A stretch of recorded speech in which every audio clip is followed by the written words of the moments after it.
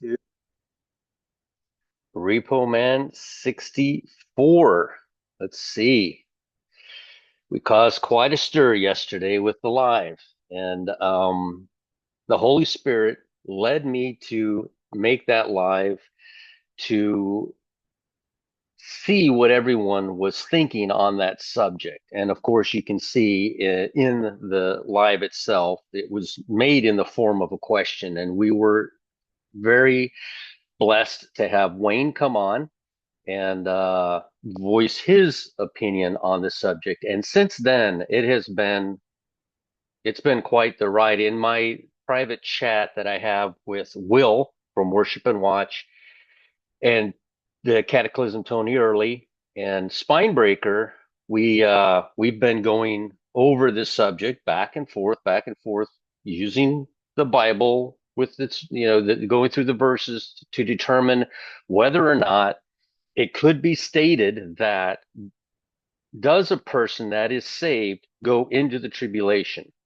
And again, it's about perspective. It really is about perspective. If you wind up in the tribulation, do you give up and say, I missed it, I might as well take the mark? Or is there a part of you that says, I thought I was saved. Lord, Lord, did I not do this and did I not do that?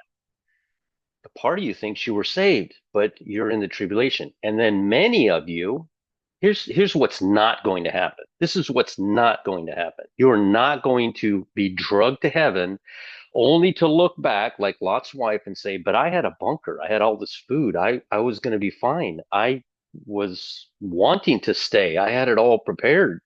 Why did you pull me out? God wants a willing bride, a bride who's just dreaming about being in heaven. So while the question is, are saved people going into the tribulation? I would say the answer is the people who go into the tribulation do think that they're saved.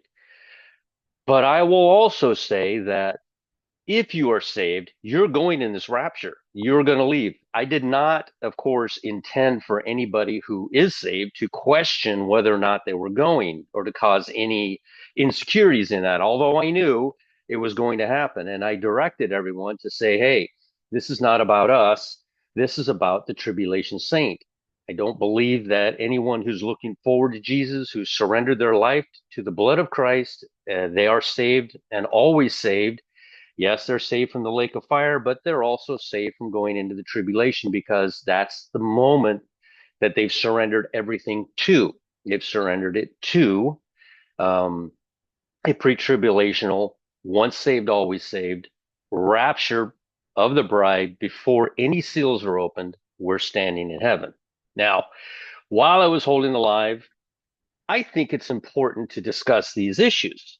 I think that it's important for us to think on these topics and not sweep them under the rug and just kind of say knee jerk reaction, once saved, always saved, which is true. Nobody goes into the tribulation that's saved. If you ask a tribulation saint that's in the tribulation, they're going to say, oh, I'm saved. I had I had a resemblance of salvation, although I trusted in my bunker to save me. Ultimately, I didn't trust 100% in Jesus, but they're going to say, I still believed. So that's why, yes, when we were doing the live and I was posing the question, and Kelly was in the comment section stirring it up, mocking and scoffing, Kevin decided to leave him in there. You can't do that in his videos. You won't be left in there, but we left him in there. Kelly brought nothing to the table, as he never does. He doesn't bring anything productive to the table. He could have put verses in saying, no, Mike, you're wrong. Let's look at this. Let's look at that. I would have been glad to work with him. I always have been. I do think he's very intelligent as far as his studies in the Bible. I think his personality lacks a lot of luster. I think that working together with Kelly on, because he's biblically knowledgeable, I think it's just a huge shame to the community that he did what he did. But we left him in there, and there were others of his camp, of his channel, and the way they are were in there. But Kevin, to his credit, left them in there so you could see the other side because we were hoping Kevin was hoping that Kelly would contribute something to the question. I think that just having a video, posing a question to what's on a lot of people's minds. It's on a lot of people's minds. This caused a huge stir, this video, and it should be on our minds, and we shouldn't be afraid to ask these questions. We shouldn't be afraid to pose ideas um, to these questions, and we should never be dogmatic about the answers. We should use the Bible to investigate and study, and that's what the reason I held the reason I held or made the video with the question mark in the first place. We can ask questions. We don't know all the answers, and we iron sharpens iron, and we look to each other, and that's exactly what I did. I brought people on, just people on. Apparently, one of them, and I don't get in Discord much, but one of them's in the Discord, and I saw him in there saying I was live. I was like, oh, I didn't know that was you. So that's cool. It's cool, and it was an open forum. Anybody, Kelly could have came on. If I would have seen Kelly's name pop up, I would have brought him on, and I would have questioned him on the topic. But he chose to sit in there and mock. And this is the guy that says everybody mocks him, but he mocks everybody. I don't understand. And actually, by definition, if you study the Bible, mocking has nothing really to do with saying that guy's wrong or that guy's right. That's not mocking. What's mocking is, where is the promise of his coming? Jesus doesn't exist. You've been believing in a fable. He hasn't shown up yet. Everything goes on as it always has. That's mocking. Mocking of Jesus, not of each other. Mocking Kelly is not mocking Jesus. Kelly does not have all the answers, but he's very intelligent. And I would love to have had a dialogue with him. And again, I would have brought him on here, even though he's a very angry Christian, in my opinion. All right, let me get into the pictures and go through this and my thoughts and why I brought out that question. Hold on one second.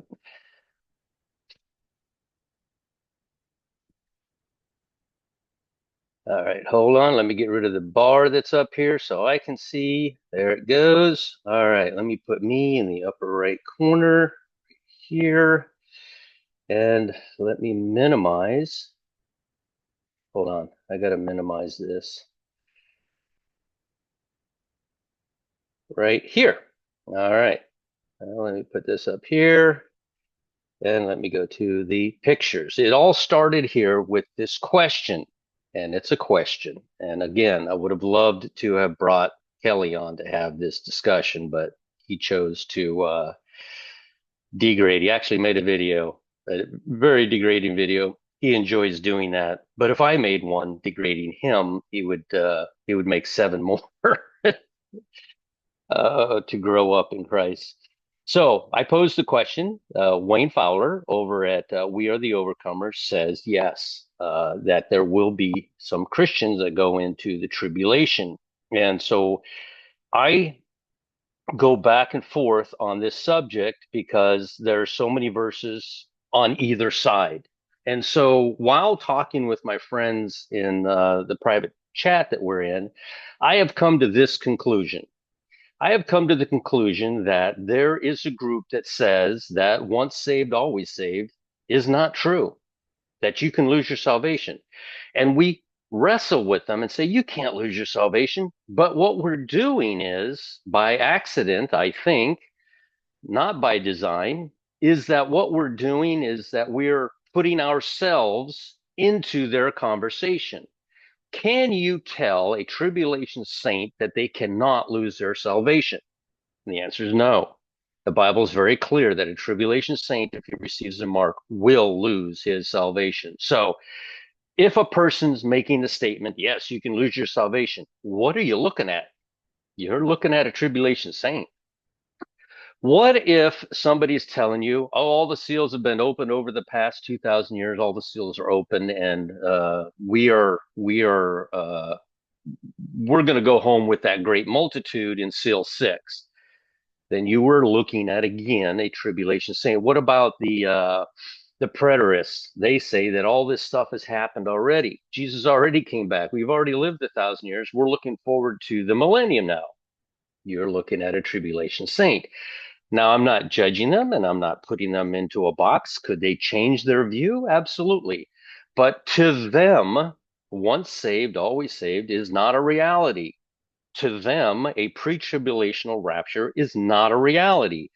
And to that side, in that new dispensation that will begin, the concept of was I saved before I came in here will come up and they will question themselves. And again, my fear and the thing that I've been weaving into my videos for 7 years now is that a tribulation saint gives up hope. Lord, Lord, didn't I? They thought they were saved, but they were lacking. They were hanging onto the works. The rich man, was there something wrong with the rich man that walked up to Jesus and said, I've done all these things. I've lived this great life. I don't break any of the laws since my childhood. I've done everything. What did Jesus do? Jesus turned him away and said, go sell everything and come back here and follow me. Jesus knew exactly the one thing that was holding him. And what is he at that point? He is a tribulation saint. Does Jesus hate him? No. Mary, Martha, Lazarus. Martha's working so hard. She's upset because Mary's at his feet doing nothing. She's not helping at all. She's upset because Mary has been raptured and she's left all alone to do all this work. Does Jesus hate Martha? And the answer is no. Does Martha think she's saved? Yeah, she's right there with Jesus. She thinks she's saved, but she was doing her work. She was adding her work to it. All she had to do, nobody would have eaten. It was sit down next to Mary and learn from Jesus, but she didn't. She had work to do. So while I don't, as I go through this, and again, I posed the question, and these guys were great. All of them that came on here to contribute to this question and to help answer the question, all fantastic. My ultimate, as I discuss this, and I have discussed this with quite a few people, my ultimate understanding is this: all saved people bought by the blood of Christ who have not added any works to it, who are looking forward to the bride, are going in this rapture. You are not going to be left here surprised. You're going to, if you were left here, you're going to understand. I counted on Jesus and my baptism. I counted on Jesus and my donations. I counted on Jesus and my bunker. I had a backup plan. You see, I do believe in Jesus, but I've got this backup plan. The rich man. I believe on Jesus. I believe on you. I've done all the laws, but I've got this money. I've got this backup plan. So, in at the end of the day, after discussing it with all of the people who have contributed to this question, and that is my understanding. No, if you are not saved, even though you think you are, even though you have a resemblance of it, you are not saved when you go into the tribulation. Um, I think it's a matter of perspective, and of course, Wayne does an amazing job. I have to lean that way. I'm glad I posed the question, and I appreciate everyone who helped. Kelly, you lost an opportunity to help. That's a shame that you did that. You should have. And thank you, Spinebreaker, for leaving him in there so everyone could see his comments. I made that video live, and I went on this show with Rick over at Departure Heaven, and Derek addressed the question. And his answer was very good. His answer was like almost all the other answers in that no, they are not saved by definition of being left. The definition of being saved by the blood only and no works involved, the very definition of that is being raptured. So I thank Derek and Josh and Rick for being involved in that question and answering it as well. I posed the question because I wanted an honest answer, and I wanted all the different viewpoints from all the different. Every Christian has a life experience viewpoint of a question and can give a variety of answers. And most of the answers that came in were they are not saved. So I never wanted to cause anyone who is saved to question their salvation. That wasn't the point. The point was for you to question, hey, I've got these works. Maybe I need to let this go. Maybe I need to just trust in Jesus. Maybe I need to get rid of this bunker and just walk out into a field and say, Lord, I trust in you 100%. That maybe that's the thought provoking idea that should have come out of this question. So I just wanted Tony he's a matter of fact just sent me another one because we've been discussing this for about an hour and a half this morning, and both Tony, Kevin, and Will have been giving responses. And of course, I've been posing the opposite questions, which they know me very well. I will always say, but what about this? And what about this? Not because I'm wanting to believe that saved people go into the tribulation. I certainly don't want to believe that, but I pose questions out of the Bible to see if they can respond to them. And they did. They responded to them. So again, my ultimate conclusion is every saved person obviously goes in the rapture. I always believe that, but I think it boils down to the tribulation saints, just like the rich man that walked up to Jesus with his prideful, I've done everything. He is a worker. He thinks he's saved. He thinks he saved himself by doing all that work. And so it's a matter of perspective. I don't want to stay on this subject too long. I want to get back onto the timeline because tomorrow is a very, very hot day, or like Kevin would say, very spicy. So the Cataclysm Tony Early has been responding. Will, of course, the guy gave an amazing answer like he does. And it would be a subject, I think. I'm not trying to entice him into the question because it does cause quite a bit of uh, I don't know. I think that any question is a good question, and I think that it's thought provoking, and I think that you should be able to articulate it in a fashion to where others understand the answer, right? I think that Will did that in his when he answered me in the group text that I'm in, and I would love to hear him tackle that question. Do saved people go into the tribulation? So he had an amazing answer to it. He was spot on with it, absolutely spot on. Kevin and I wrestled back and forth with it, and we're like this and this, and it was actually a good interaction. All right, back to the timeline. If you guys want the timeline, Sister Sandy's done such an amazing job just with her website, not my timeline, but just with her website. In that, if you just Google um, Repo Man's timeline, this is what you'll see. You can actually get it and see it for yourself. Let me see something here. What do I have as the last picture? Oh, this is a little bit of the conversation that I had with them. And that is, I said, I think it's a subject that needs to be addressed, but I don't think we will get a definitive answer to. It's similar to the pre-trib, once saved, always saved. We've discussed it, but you can't make a tribulation saint believe in it. And I would think even after the rapture, the tribulation saints will say, I was saved, I was right. It wasn't pre-trib. And from his perspective, from on that side in that new dispensation, the tribulation saint will be correct. For him, it was not pre-trib. For him, you can lose your salvation. For him, he was saved when he went in there, just like the rich man that walked up to Jesus. Oh, I'm saved. I've got it covered. I've done all this work. And Jesus said, go sell everything. Jesus already knew what works he had that he was bringing. He was not trusting in the blood of Christ and the blood of Christ alone.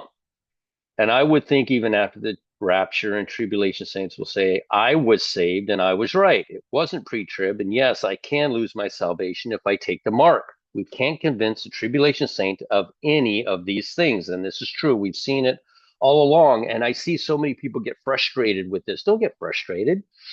They're a different dispensation. They're already here. They're here with us, and we live with them. And it's the, let me see, because they are right for their dispensation. However, just like Peter and Paul, we will always butt heads. And yes, we will always butt heads, just like with Peter and Paul. Now, Kevin made a response. I hope this is okay, Kevin, that I show this. I don't typically, but he made a response. I think too, Mike, that the Lord might have made these tribulation saints for such a time as this, to where you cannot convince them because God made them for the tribulation to be a powerful tool for Him. So you see, we are selfishly looking at our dispensation. There was a dispensation prior to the grace dispensation that we're in, where they had to kill animals, and if they didn't do it right, they simply died. Was that it was pointing to grace, but wasn't that a different dispensation? Could those people then look at this dispensation and say, man, this isn't fair. I had to do all this stuff, 613 laws that I had to stand behind, plus a bunch that I made myself just to add to it to ensure that I was saved. And then you come out with this, the easiest thing in the universe. And it is the easiest thing in the universe. Just ask Jesus to save you. That's it. That's all. It's the easiest thing ever. But that dispensation would look at our dispensation and go, man, this isn't fair. I had to follow 613 laws, and all these guys have to do is kneel down and pray that Jesus covers them. How fair is that? But that's not how it works. That's not how it works. So here we are in the simplest form of salvation the world has ever known. Just believe on the blood of Christ. And it is the hardest thing because people will continually bring in those 613 laws with them. So let's see, how do I escape out of this thing? Can I escape here? Yes. Let's see here. Let me come back here to the beginning. I don't know how to do it. Let me go here and we'll start here. All right. I want to get back to the timeline. I think I ironed that out, and iron sharpens iron. And thank you to all of the people who contributed to that discussion. I think it was a very, very important discussion to have. And nobody was being dogmatic, and nobody was being, I mean, aside from Kelly and his cast of people that he had in the comment section, and again, Spinebreaker, the amazing amount of restraint that you had to allow all that to go down. It was okay. We kind of want, and I'm glad he did, because Kevin's quick. Kevin's smart. Kevin he told me, he says, I was going to take them all out of there. He said, but then I realized this is an open discussion for anyone, including those who would mock the thing, and I wanted the others to see it, because this is a very, and was, and still is, a very important discussion to have about the tribulation saints. They are a great multitude that no man can count. They are your aunts, your uncles, your mothers, your fathers, your children. They are your cousins. They are your best friends, and they are going to be left behind, and they're going to go into tribulation. And don't you want to give them as much armament as possible during that time? They're going to have angels flying around warning them not to take the mark. They're going to have 144,000 virgin Jewish males going around telling them that Jesus actually is the only way. Heaven is to die for. They will have to die, but they will appear in heaven in a great multitude at seal 6, and it's the rest of the body. We'll be looking forward to that. So at any rate, here we are on the timeline. We are now coming up on, what's today's date? Today is the 10th.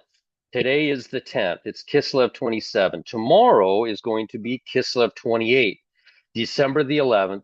But we have to remember these 4 minutes per day. By the time we get down to December the 11th, which, by the way, is 11 months and 11 days after the head of the year, of January 1st. I think I said March 17th last time. January 1st on the Gregorian calendar. This is 11 months and 11 days after the head of the year. So it's a very high watch day for me. Um, but we have to remember those 18 hours. So it is Kislev 28. It began at 6 p.m. here. It's going to continue until 6 p.m. here. I don't know where to begin counting the extra 18 hours on December 11th, but if we did it at midnight, that would mean 6 p.m. on the 12th would be December the 11th at 6 p.m. in Israel. No, at midnight. Sorry, 6 p.m. At midnight on December the 12th. So we are looking at, and this is, I believe, why we can't know the day and the hour, because we don't know, is God going to use the stellar calendar, which is this? This is the stellar calendar, Kislev 28. Do we know if God's going to use the solar calendar? That's this. This is the solar calendar. It's December the 11th plus 18 hours. Or do we know if God's going to use the lunar calendar, which is not on here because it's impossible to calculate the difference in that. I suppose I could go, it's 354 days, I suppose, per year for the moon, but then the moon has this stellar calculation as well. It's a whole other timeline. There's, in my opinion, there's no way to reconcile it and put it onto this, aside from taking those 10 days, dividing it by 364, figuring out how many minutes that is per day, and begin calculating it from March 17th down. I know that by the time we get down here before January 1st, we must be 8 days off. If you lose, if you, it must be 8 days earlier if you're using the lunar calendar. I can't fathom using it, and I don't use it at all because I can't mathematically make it fit onto the timeline. And then, of course, we have the other side of the coin where no, it's the sliver moon, no, it's the no moon, no, it's the full moon. They don't even know which moon it is. Of course, when I see in the Bible where it says, and in the full moon, or at the full moon, it says, or it doesn't say full moon, it says at the new moon. People will argue back and forth. Does that mean no moon or does that mean full moon? I would say no, it means new month. Now, the new month begins here, the day Adam was removed from the garden, Tevet 1. Now, this says December 15th, but plus 18 hours. Actually, it's December the 16th. So Hanukkah runs between Kislev 24 and Kislev 31. They will tell you, because they don't view a Kislev 31, how do they get a 364-day year? Well, they don't, because they use the moon, so it all fits within their timeline. But Kislev 31 would be December the 15th. So Hanukkah runs from December the 8th to December the 15th. And then on December the 16th, Tevet 1 is when Adam was removed from the garden. A lot of stuff happens here between December the 11th and December the 12th. A lot of stuff happens here. In the Bible, God remembered Noah. The flood went. Now, this is where the flood begins at nightfall on the 31st, becoming the first. This is day, hold on, I can't see. I think it's 230. Yeah, it's day 230. 40 days later, the rain stopped. God remembered Noah and the rain stopped. Now, at some point, there's this discussion of Adam needing to be removed from the garden lest he eat of the tree of life and live forever. God remembered Adam. Adam sinned here as well. The day the flood began is the day that Adam sinned in the garden, 7 years and 47 days after their head of the year of September the 15th. That's when they sinned. Now, 47, now 45 days from here, he's removed. So we have 47 and 45, and it's just amazing that Trump is the 45th and 47th president. It's kind of an indicator, or just a little breadcrumb that God sent. So here we have, again, like I said, the day I believe God remembered Adam. It's not in the Bible. It is mentioned that they had this discussion, and I surmised that simply because God remembered Noah, that on this day God remembered Adam in the middle of Hanukkah, that Adam was removed on December the 16th. So, all that being said, this is the full moon. I don't think that the passage that discusses the man is left and he will return on the full moon, which or the new moon, which to me means new month. He's left with a bag of money. To me, when he leaves, to me, when he leaves, he's leaving to go with his bride because the person that's back at the house is a cheater. And that cheater is calling just strange men into the bed and everything else. This is not a bride that Jesus is looking for. Jesus is not coming back on the full moon with a bag of money to get this woman because she is a harlot. She is not the bride. She is not a depiction of the bride whatsoever. So, in my opinion, it's when he leaves. He might come back on a full moon. And of course, this is a full moon here. So, at some point in here is another high watch day. We're looking at December the 11th. We're looking at, last day of Hanukkah, first day of the month being Tevet 1. And then we have this issue of every so often, Hanukkah will fall actually on Christmas. Kevin went back to 4 BC. Now, what year are we in? Well, the Jews say we're 5785. And it became 5785 well, I say September 15th. I think they were a little 17 days after this. They're 17 days off. So it's 5785 according to them. However, Exodus 12 is very clear and everybody loves to ignore it. This now is ahead of your year. The head of the year is not in September. It is still 5784 until March 17th when it becomes 5785. So it's 5784. Don't forget about the 210 lost years that the Jews canceled out of their calendar to try to hide Jesus because the numbers worked up perfectly to Jesus. They simply eliminated 210 years. You got to put them back in. 5784, 210 years is 5994. What do? We're already eaten up into the 7 years. There's no 0 year. The 0 year doesn't exist. Jesus was born on what we understand when we look back 4 BC, but he was actually born in 3 BC. So no 0 years. So it is 5993, and it will be 5993 until we reach March the 17th. So I would think at some point in this 6 month period that the rapture will occur. Now, this year, Hanukkah falls on Christmas. So another high watch day. Again, it's Tevet 10, but you got to add the 18 hours. It's actually December the 25th. Jesus is conceived on December the 25th. John leapt in the womb 1 week later. It takes 1 week for the egg to travel down the tube and to attach to the uterine wall. And that's when a baby can begin to develop properly. We all know if they stay in the tube, it actually kills the mother. And it's a rare case, but it does happen. And they have to go in and save the mother by, removing that. Where in the old times, in this time, if that baby didn't leave the tube and began to develop, both of them would die. There was no surgery that could fix that back then.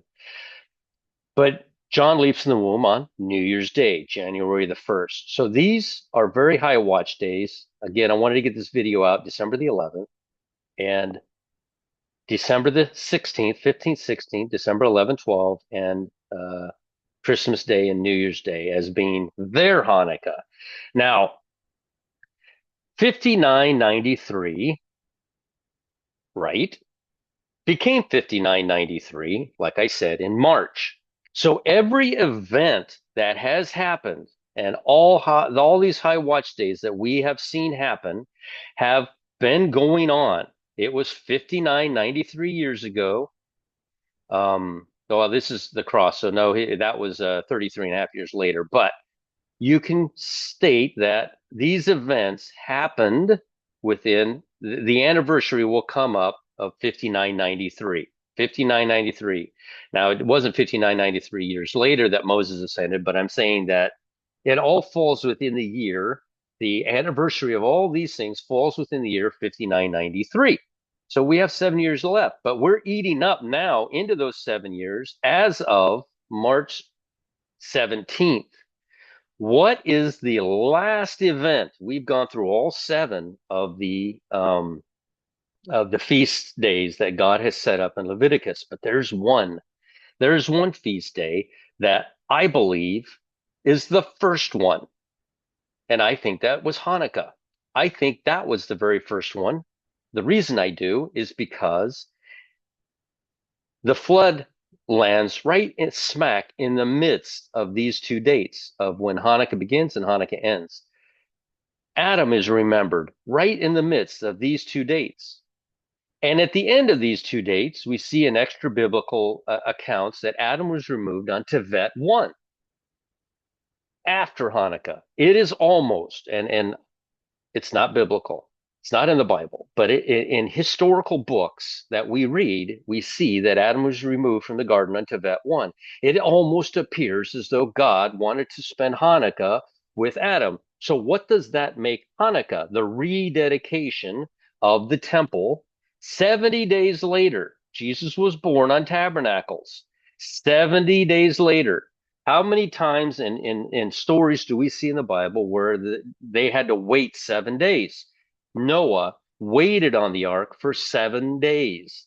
There are several different accounts. Jesus rose from the grave right here. He rises from the grave. We know it's the first day of the week. It is a Sunday. He rises on a Sunday. He does the wave sheaf offering 1 week later. He rises at 3 o'clock in the morning. He does the wave sheaf offering on a Sunday in the morning and returns to Thomas in the upper room. The Bible records, and the day was well spent. He shows up in the afternoon to Thomas in the upper room.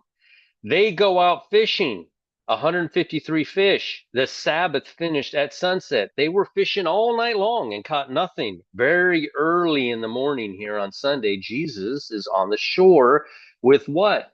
Bread and cooked fish.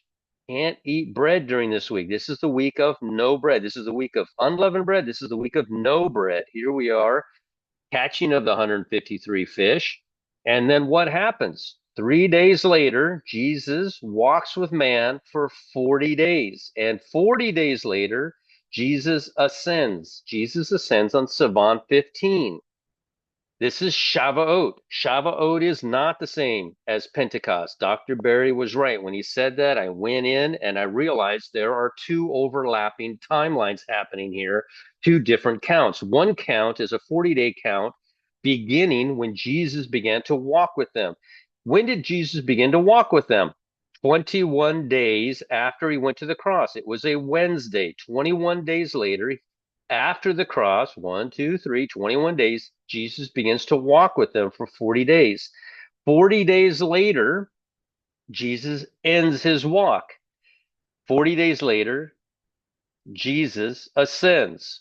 I don't have it written down. I thought I had Jesus. Oh, that's a different 40 day. Okay, but Jesus ends his walk here. And what does he do? He ascends.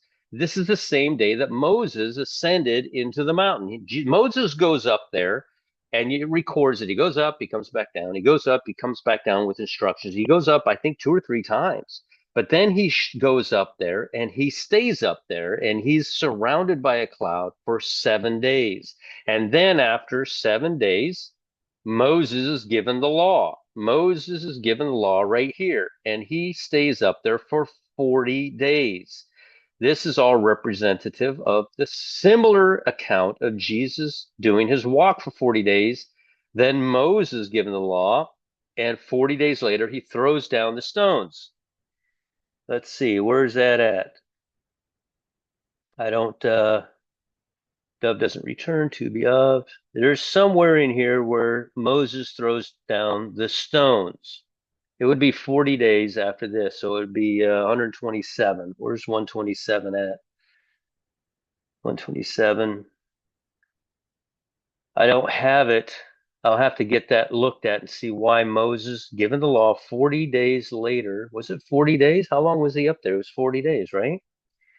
Moses died. Oh, tablets thrown down right here. maybe it was 40 days after the cloud, and then this. I'll have to go back and relook at this. I believe it's accurate, but he throws down the tablets right here. It is a Chodesh. It's the first of Av, July 16th, day 122. So somebody had asked me to go through the timeline a little bit slower to show you how it interweaves and interconnects, and the days of the week. Like I said before, if you were born on April 27th, you were born on a Wednesday. However, you have to take these hours into account. You might accidentally be on the following day. So when the Bible says no man knows the day or the hour, I'm beginning to really understand because of the timeline just alone between the Enoch timeline and the Gregorian. There are 4 minutes a day, and it's really impossible. I could never nail down and tell you, oh, I know it's going to happen on December the 11th. Now, as we go forward through all of these events, 5,993 years ago, each event that we cross is the 5,993rd year, and no different than Hanukkah. And I believe Hanukkah is an eighth feast that everyone has ignored. I believe Hanukkah was the very first one. And I think the first one is now the last one. And it falls 70 days after Tabernacles exactly. And I think that the last one now will become the first. I think this is when the rapture is going to occur. Now, the Jews view the head of their year at some point. I don't recall when their tabernacles was, but their tabernacles does line up with 70 days later as being December the 25th, Tevet 10.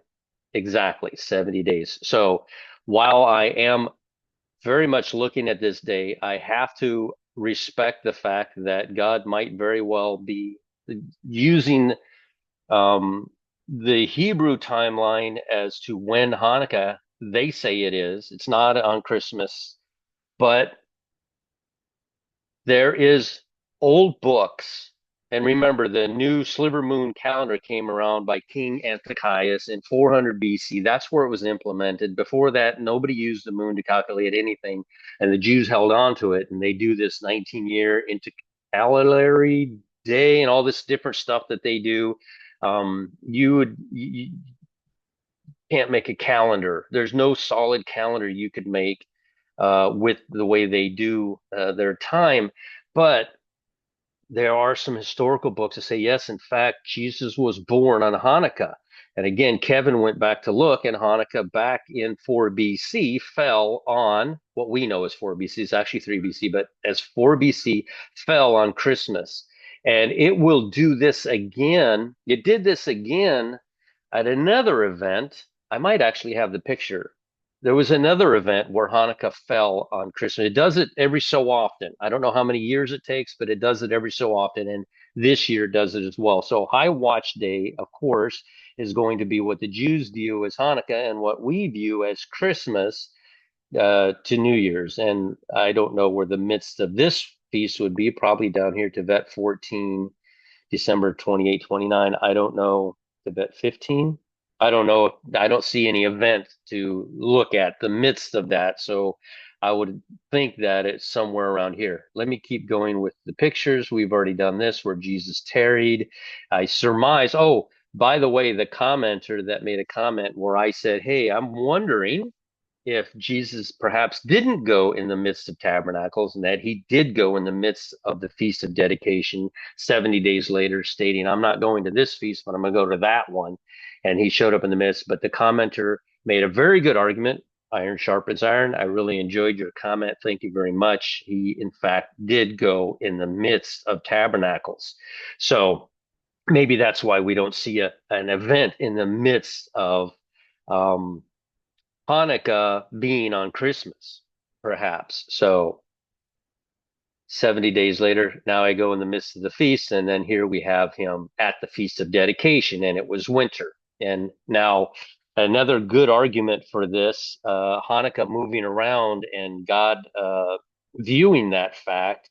is that Hanukkah doesn't fall in winter. It falls on December the 8th, and winter starts on December the 21st, except for when the Jews move it because of the silver moon, and now Hanukkah falls on Christmas. Now, in fact, it is winter. So, was this telling us that in this year, when Jesus went up to this the Feast of Dedication, and it was winter? Why put that in there except to tell us that Hanukkah might have happened on Christmas in this year?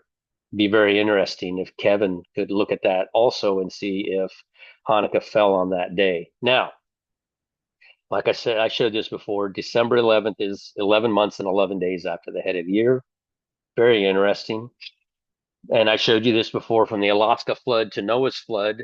We have Ezekiel laying on his left side and on his right side. And isn't it amazing that 390 days after October 7th, the Alaska flood lands perfectly on Noah's flood? We ever wonder why Israel was attacked on October 7th? Well, it was the last day of Hanukkah. Hanukkah. It was the last day of Tabernacles, Shemini Atzeretz, number one. Number two, this YouTuber made this video, Ivan S 128. It was amazing, and he shows this, and it lands on Noah's flood. I was like, what? And then 40 days later, lands on December the 11th. That's in and of itself incredible. And I show you the Bible verses, Ezekiel 4:4, 390 days on his left side, 40 days on his right, and notice how they line up. So yes, December the 11th is a very high watch day for me.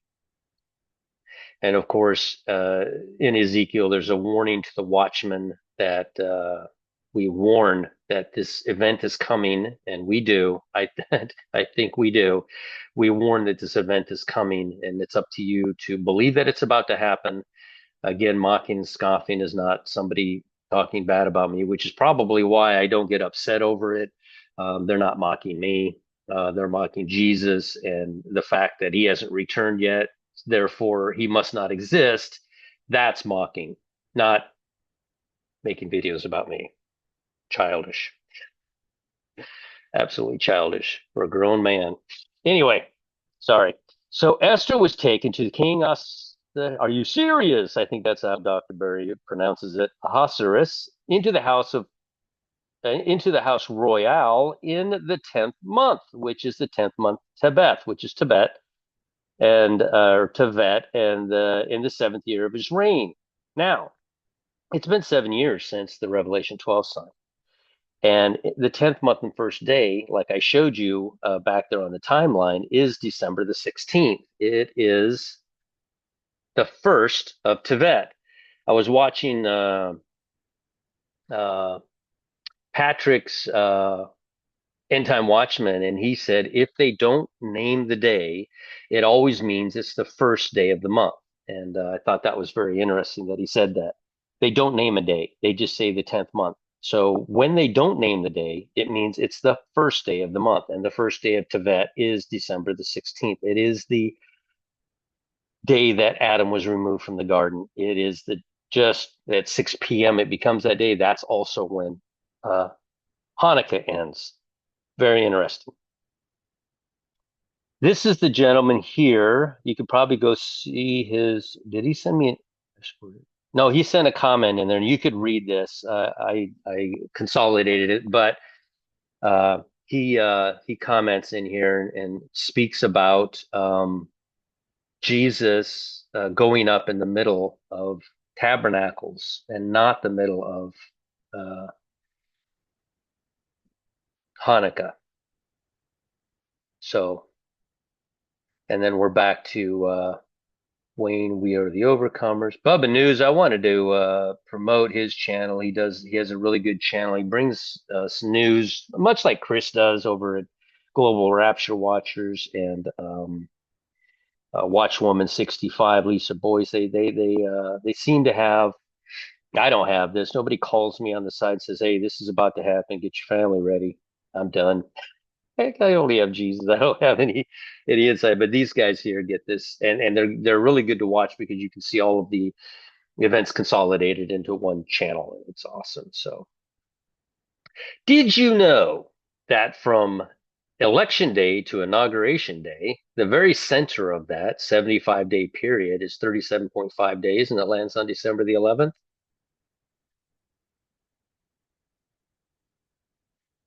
December 11th is really stacking up with some stuff. Now, the first of the month to vet one, remember the extra hours, 18 hours, actually is on the 16th, but it is the full moon. So all of those that are viewing the full moon, there's your chance. After that, it falls completely apart again. Your new moon's on the 30th, so sliver moon will be here. And all of those looking at the sliver moon, the head of your year, January 1st, will be the sliver moon. I wonder how that's going to work out with their timeline. Or I guess they don't view that the head of the year. They just view it as January 1st. There'll be a sliver moon there for them. So seems like God is implementing a lot of stuff in there. Let's see here. Oh, I found this. This was interesting. I found this here. December 24th, 164 BC. Remember, King Antiochus implemented this view of the moon in 400 BC. They removed it in 172 BC, and the Jews began using the intercalated moon, trying to, over 19 years, I don't even know how they do it, but every so often, uh, Hanukkah falls on Christmas. And this was no different in this year in when the temple was being rededicated. This is 164 BCE before Christ came here. 172 BCE is when they determined that the that this calendar will never work because the moon is 354 days in a year.